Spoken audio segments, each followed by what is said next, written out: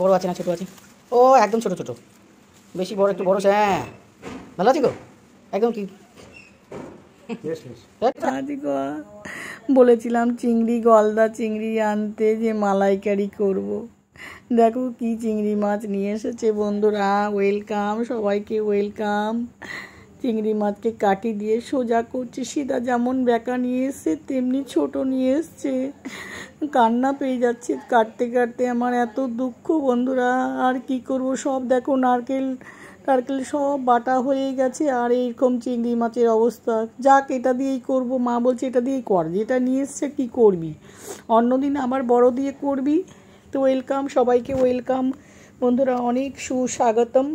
দেখো আজকে মালাইকারিটা এই ছোট ছোট হ্যাঁ চিংড়ি মাছ দিয়ে, মানে বাগদা চিংড়ি যাকে বলছে, তো কড়াইয়ে কেটে নিয়ে পিঠে যে শাঁসটা থাকে ওটা বের করে নিয়েছি, আর কাঠি দিয়ে সবটাকে সোজা করে নিয়েছি বন্ধুরা। তো মাছগুলোকে হালকা ফ্রাই করে নেব।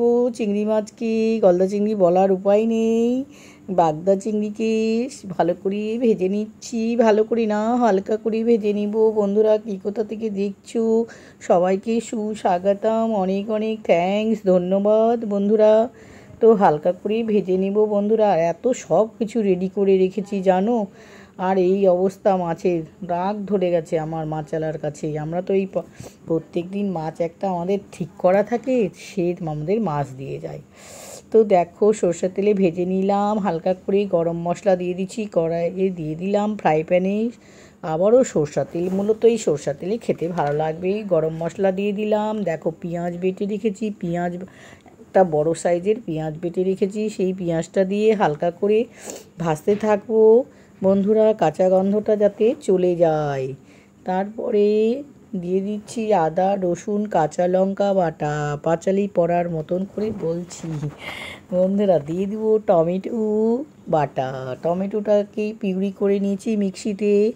এটা দিয়ে ভালো করে কষাতেই থাকবো যতক্ষণ কাঁচা গন্ধ না যায়। এর মধ্যে দিয়ে দিচ্ছি জিরে ধনে গুঁড়ো, জিরের গুঁড়ো 1 চামচ করে দিয়ে দিচ্ছি, লবণ স্বাদ অনুযায়ী লবণ দিয়ে দিচ্ছি, হলুদ দিয়ে দিচ্ছি স্বাদ অনুযায়ী। ভালো করে কষাতে থাকবো যতক্ষণ মশলা থেকে তেল ছেড়ে না আসছে কড়াই থেকে। দিয়ে দিলাম লাল লঙ্কার গুঁড়ো, কাশ্মীরি লঙ্কার গুঁড়ো, একটু কালার ভালো আসবে বন্ধুরা। আর একটু জল দিয়ে দিলাম, দিয়ে ভালো করে কষাতে থাকবো যতক্ষণ। এবার দেখো কষানো হয়ে গেছে মোটামুটি। আমার দিয়ে দিচ্ছি নারকেলের দুধ। কতটা পরিমাণে নারকেল, একটা বড় নারকেলকে মিক্সিতে পেস্ট করে দুধটা বের করে নিয়েছি। বাজারে কিনতে পাওয়া যায়, তোমরা কিনে আনতে পারো বন্ধুরা। তো এইবার এটাও দিয়ে কষালাম, আর ভালো করে একটু কষে থাকবো। আর বাটি ধোয়া জলটা দিয়ে দিলাম, দিয়ে এবার মাছগুলো দিয়ে দিব। হু হু হু, খুব সুন্দর একটা ফ্লেভার বেরিয়েছে গো নারকেলের দুধের আর মশলার। তো মোটামুটি আমার হয়ে গেল। 5 মিনিট ফুটাবো, ফুটিয়ে এইবার দিয়ে দিব হলো গরম মশলা। খুব কম পরিমাণে দিচ্ছি, মা খায় না গরম মশলা। আর দিয়ে দিচ্ছি ঘি, 1 চামচের মতন ঘি দিলাম, ফ্লেভারটা দারুণ আসবে। হয়ে গেল আমার চিংড়ি মাছের মালাইকারি। মালাইকারি চিংড়ি মাছ দেখে তো মাথা খারাপ হয়ে যাচ্ছে। তোমরা কিছু কমেন্ট করে বলো, আর ভিডিও পছন্দ হলে লাইক করো, শেয়ার করো। হ্যাঁ চলো এবার রেডি। একটু কালারটাকে একটু শুকিয়ে শুকিয়ে নিলাম, একটু মাখো মাখো করে।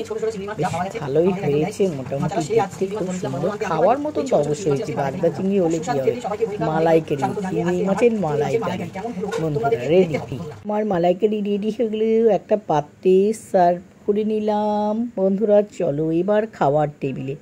আরে খেতে বস, অসাধারণ। আমার তো খেতে শুরু করেছি, ভুলেই গেছি। দারুণ দারুণ লাগলো খেতে। Follow share like, by.